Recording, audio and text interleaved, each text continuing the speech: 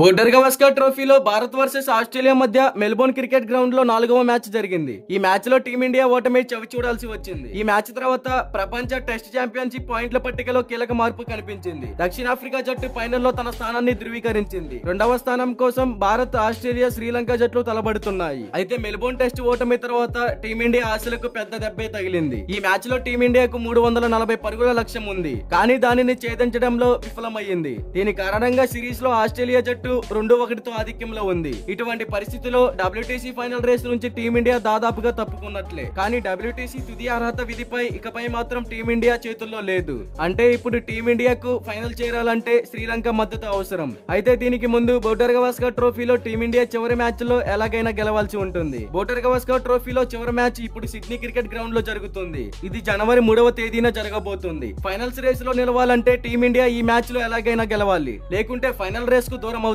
అయితే Sydney test లో గెలిచిన తర్వాత కూడా టీమిండియాకు ఫైనల్ టికెట్ దక్కదు. సిడ్నీ టెస్ట్ లో గెలిచి భారత జట్టు ఫైనల్స్ కు వెళుతుందా లేదా అనేది ఆస్ట్రేలియా, శ్రీలంక మధ్య జరగనున్న 2 టెస్టుల సిరీస్ ని బట్టి నిర్ణయం అవుతుంది. అంటే ఆస్ట్రేలియాతో సిరీస్ ను సమం చేయడంలో భారత్ విజయవంతమైతే WTC ఫైనల్ రేస్ లో ఉంటారు. అయితే ఇలాంటి పరిస్థితుల్లో శ్రీలంక స్వదేశంలో ఆస్ట్రేలియాతో ఒక్క మ్యాచ్ కూడా గెలవకూడదని టీమిండియా ప్రార్థించాల్సి ఉంటుంది. అంటే ఈ సిరీస్ ను శ్రీలంక 1-0తో కైవసం చేసుకోవాలి. ఇదే జరిగితే టీమిండియా ఫైనల్ కు చేరుతుంది. అదే సమయంలో శ్రీలంక ఒక్క మ్యాచ్ లోనైనా ఓడిపోతే ఆస్ట్రేలియా ఫైనల్లో చోటు దక్కించుకుంటుంది. మరోవైపు ఈ 2 మ్యాచ్ల్లోనూ శ్రీలంక గెలిస్తే భారత్ ఆస్ట్రేలియాని మట్టి కరిపించి ఫైనల్స్ లోకి చోటు దక్కించుకుంటుంది. మరి దీనిపై క్రికెట్ ఫ్యాన్స్ గా మీరేమంటారో కామెంట్ చేయండి. ఇలాంటి క్రికెట్ అప్డేట్స్ కోసం మన ఛానల్ ని సబ్స్క్రైబ్ చేసుకోండి.